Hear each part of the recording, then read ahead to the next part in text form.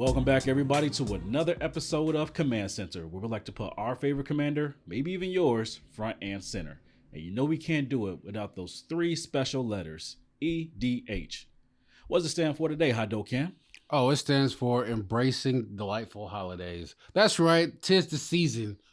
Season's beatings in our case. We like to pass out those ones and those twos, that biscuit and that bread. But, before we go down that violent lane, we like to give a shout out to one of our patrons. That's right. Whenever we have a patron that joins the Mana Squad, we want to shout them out. And today we are shouting out Darius.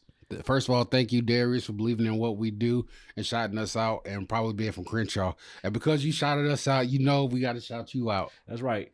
Darius' favorite commander it's an obscure one because it is part of the Obscura clan.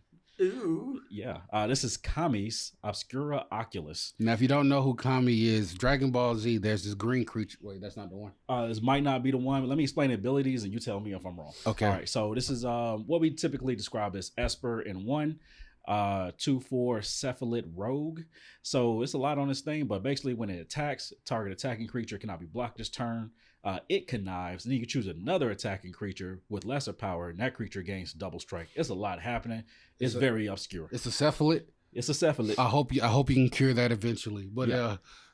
Thank you for contributing to the Mana Squad. Science, you can cure anything. Thank you. Yeah, thank you for contributing to the Mana Squad and shouting us out. So today, we were looking back over the year of craziness, post-pandemic, post-time skip, and we were trying to take in what we really enjoyed about. We're trying to be thankful, So basically, we're trying to show appreciation for Magic and what we actually got this year. And boy, did we get a lot. Yeah. So we're going to talk about our favorite things. These are just a few of our favorite things.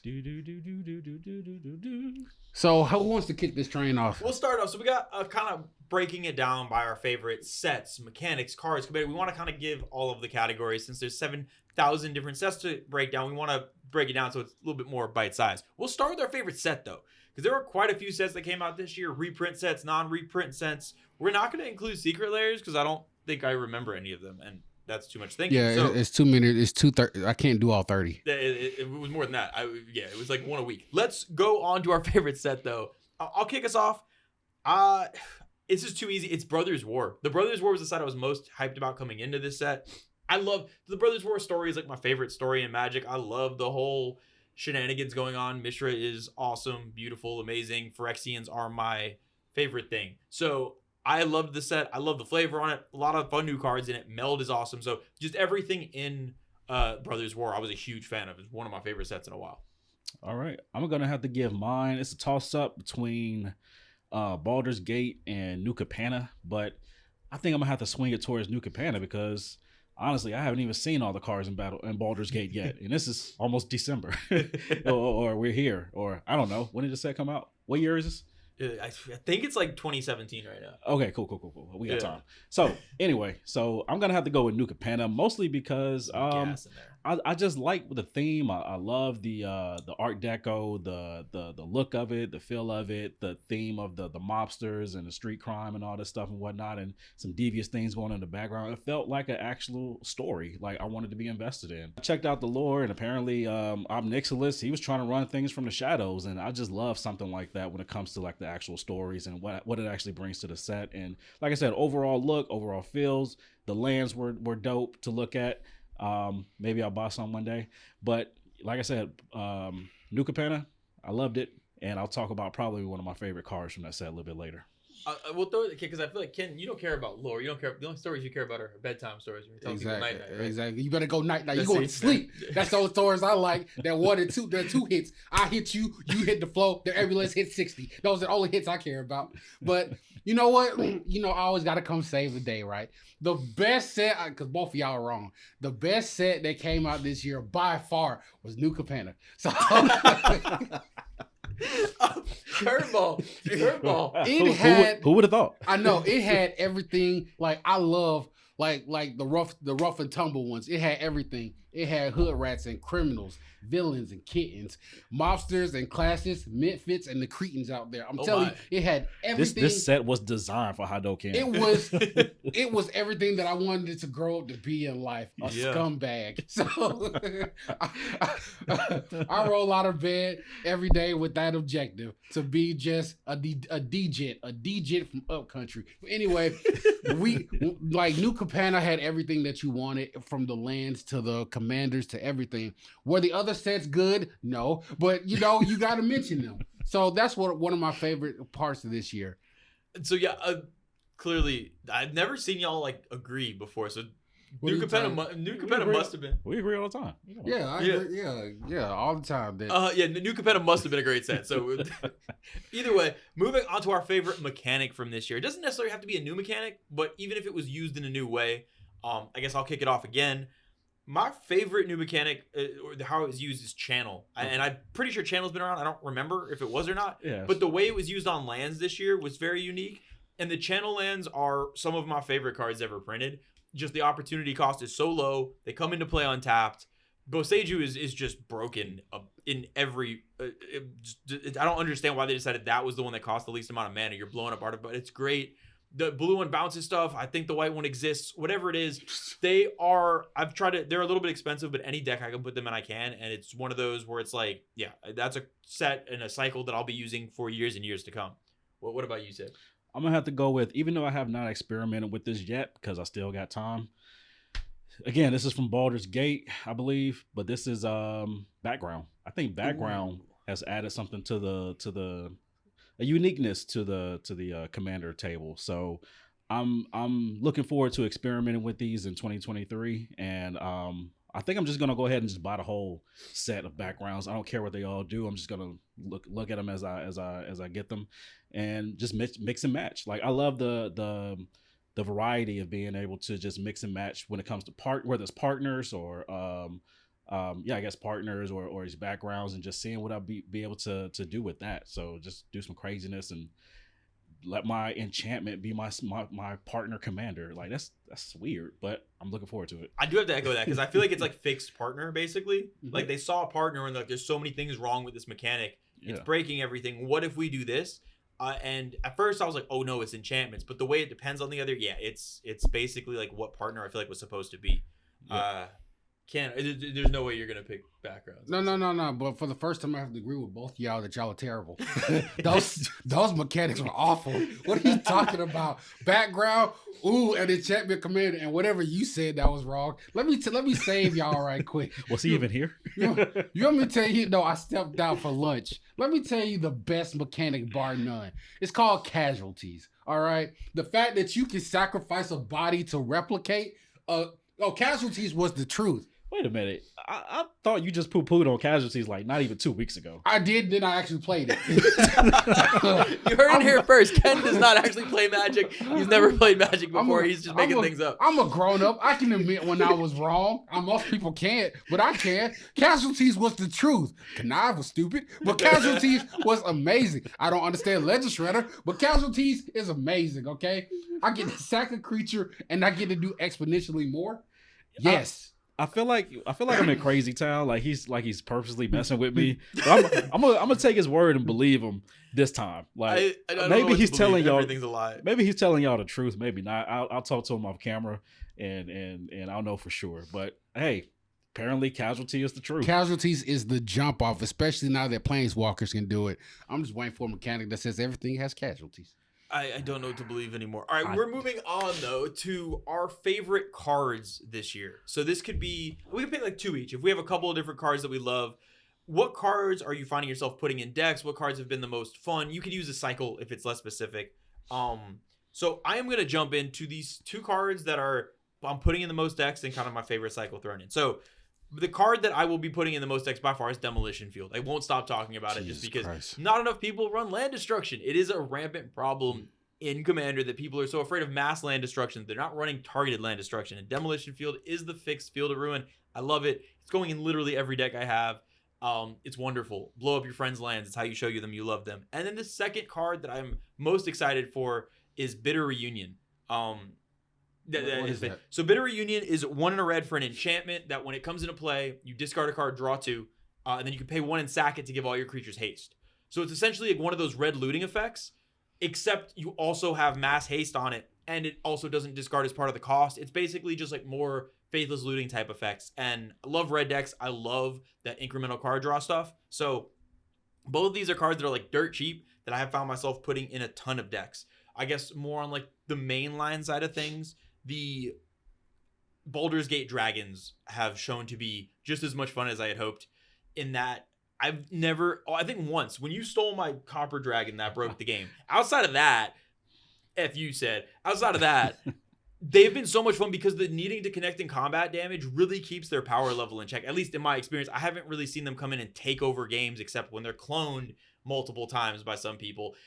Yeah, I really love what they've done. They're big, splashy. They create effects that can help end the game, but they're so easy to remove, so easy to deal with. So those are my favorite cards this year. Throwing it over to you, Sid. All right, I also have 2 favorite cards, but I'll speak quick on it. First one I got earlier this year, came from New Capenna, and just last week, maybe a couple weeks ago, I finally got a chance to slot into a deck and wreck shop, and that was my boy Xander.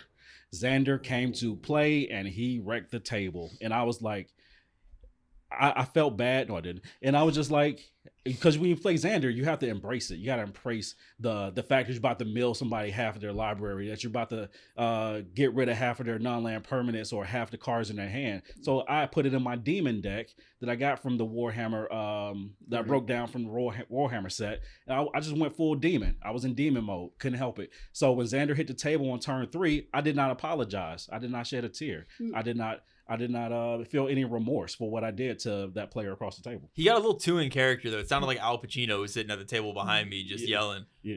Yeah. Hey, show me the money. No. Is that what Scarface says? That's not. All right. Anyway, so my next card. I was thinking more of like in a mobster role, not Scarface, but I guess also Scarface works. Al Pacino still acts. I don't know. He just likes to yell. Okay, gotcha. He gets angry, he yells. All right. My second card that I love to play. I'm gonna upgrade this deck as much as I can until Derek hates it as much as he can. John Arenicus is slept on. Who is that? Hey, John Jacob Jingleheimer Schmidt. That's La la la la la la la.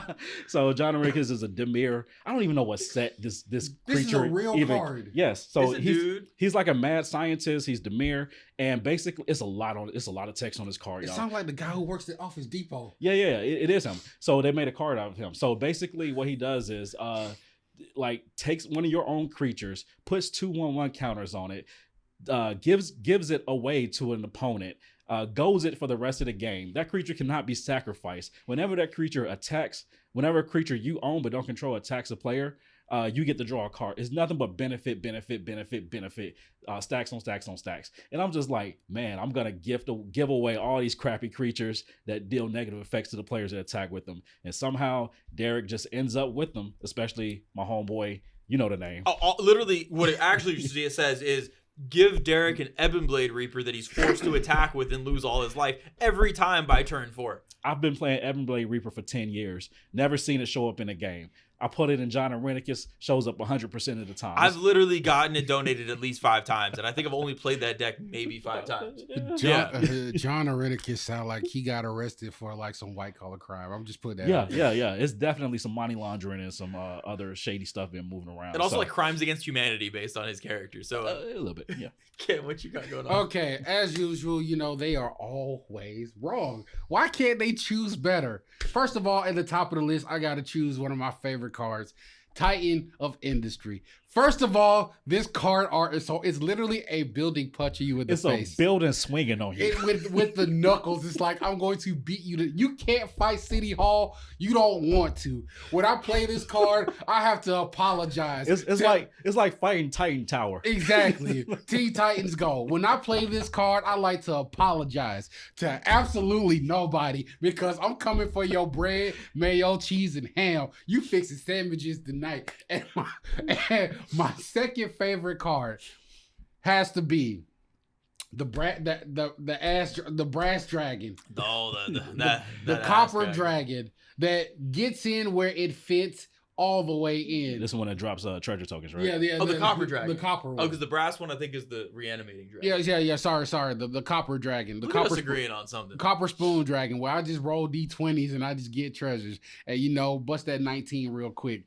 But yeah, these cards have been game changing because it's like a lot of complaints that I hear from Commander is that Commander, it goes too long. Yeah, and it's it taking too doesn't. long. Nah, when this hits the table, it's over. Yeah. You got one turn to answer it. All right.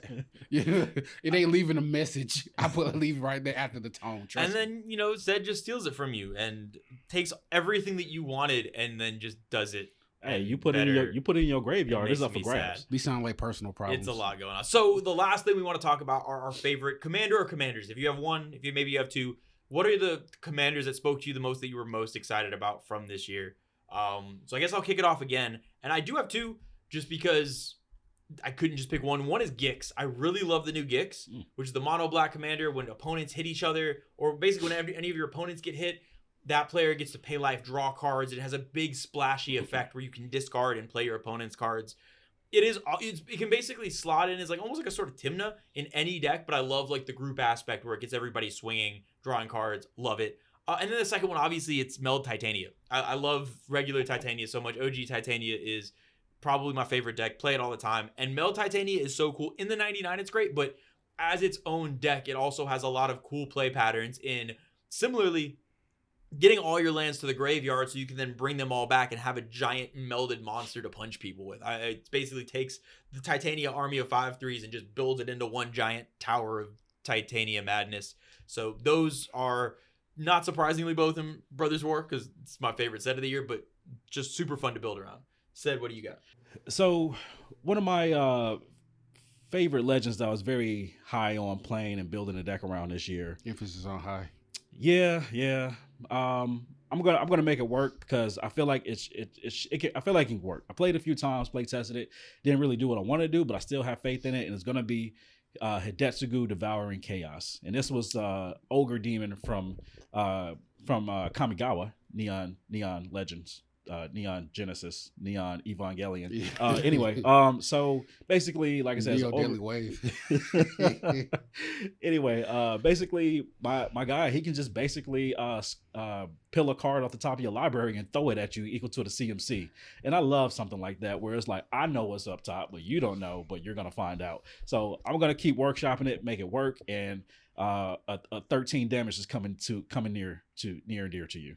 So that's all I gotta say on that. So my favorite commanders from this year has actually been touched on today. It's actually Xander. I have been singing Xander's praises since he first got spoiled. I knew he was a threat before he was a threat. Like when they first developed this card, I felt the disturbance in the force because I knew it was coming. So, but to go with my second pick, Dear Lord, Hold Your Breath. It's actually from the Baldur's Gate set, obvious enough. His name is Captain. Oh yeah, I remember that card. Captain Captain Needlemeyer. Y'all are pronouncing it wrong. It's clearly Captain Rod. Okay, that sounds about right. I think he's got tentacles. I think that's how he says it. You seen Pirates of the Caribbean? Yeah. That thing. Basically, that is my favorite commanders because I've been looking for horror decks. And Excuse me, what? What are you looking for? A horror. Look. That's a mean term to say about anyone. So I think look. All work is work. Okay. We did not degrade. It is the world's oldest profession. You show some respect. Horror. Oh, Jesus Christ. That deck. So yeah, this deck came out, and I thought this was a phenomenal one. It just had a lot of utility to me. So this is one of my favorite decks that actually came out this year. Yeah, I actually got a chance to play test it after one of the conventions we went to, and apparently I just one of Derek's new best friends as well. Like, it just loves to eat his graveyard and I thought he was just making everything up. I'm playing that's where I've learned the limits of my deck building capabilities, when every one of my decks is just getting it's whatever. You get one for video. Getting pub stomped by precons consistently. He pulls out this rod deck and it's just like bam, bam, bam, stealing your graveyard, killing you. Yeah, he could have been making up every card, but it was doing work. You heard what he said. He pulled it out. Bam, bam, bam. Blah, blah, blah. So anyway, Context. It's all about context. phrasing.